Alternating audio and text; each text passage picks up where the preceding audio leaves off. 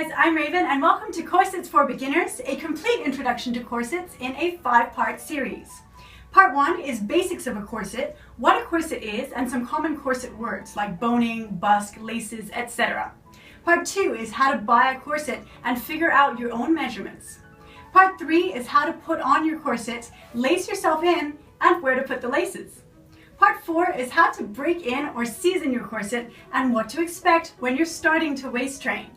Part 5 is weight and waist training, weight loss, waist reduction, time to see results, and some of my own experiences corseting.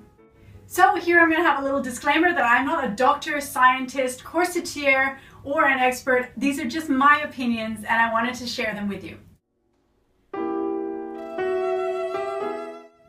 In this video on basics of a corset, I'll go over what defines a proper corset, some basic types of corsets, some common corset words that you'll hear, and some common corset fabrics that you'll encounter. A proper corset is not a latex waist trainer or a plastic bone fashion corset. Corsets will always have metal boning, not plastic ones, and they will never be made out of latex or rubber. The number of bones in a corset will vary, but steel bone always gives a better curve than plastic. And you can often tell if a corset is a plastic bone corset, if it's a fashion corset, because it's reflected in the price. Plastic bone corsets are much cheaper than proper corsets. Proper corsets need breaking in, and this takes about 1 to 3 weeks, during which time you'll feel that they're kind of loose around the top and the bottom, and they won't hug your curves yet. So have patience. I'll go over that in a future video. Proper steel bone corsets also give more of a curve in at the waist, affecting the waist-hip ratio, which can give that celebrated hourglass or wasp-waisted curve. Some basic types of corsets are overbust corsets, underbust corsets, and waspies. Underbust and waspies, or mini corsets or waist cinchers, are good for beginners or people who are going to be losing some weight because you're going to need to downsize as your waist goes down, and so you're going to need to buy a smaller corset. Underbust corsets are good for posture, but you have to make sure that it's the right torso length. Most importantly, you need to measure under your ribs, your waist, the top of your hips, and your hips, as well as the length of the corset, because otherwise it's going to interfere with when you sit down. So you need to make sure that it is the correct proportion for your body. Some shapes that you can get in corsets are Orchard Corsets 1, 2, 3 curved silhouette. That gives a nice hourglass shape. But if that's not quite enough of a curve for you and you want a little bit more exaggerated a curve, then this corset is from Restyle.pl. It's a Brocade underbust, and you can also get some similar shapes from Isabella Corsetry or Mystic City as well. They have a bigger hip spring and they're off-the-rack corsets, so they're more affordable than getting custom-made corsets, which if you're a beginner, it's probably not so advisable just yet.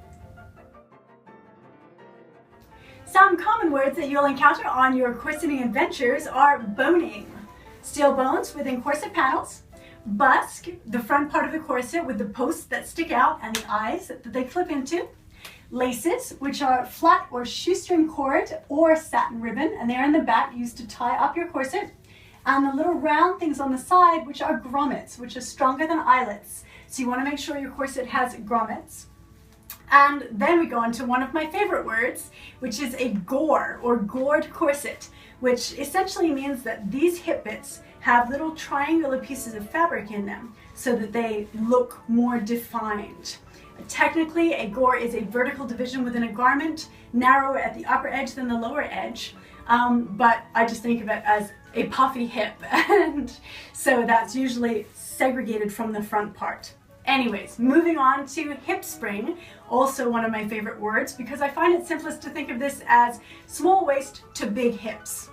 Originally, this expression was used to calculate attractiveness by minusing your waist measurement from your hip measurement.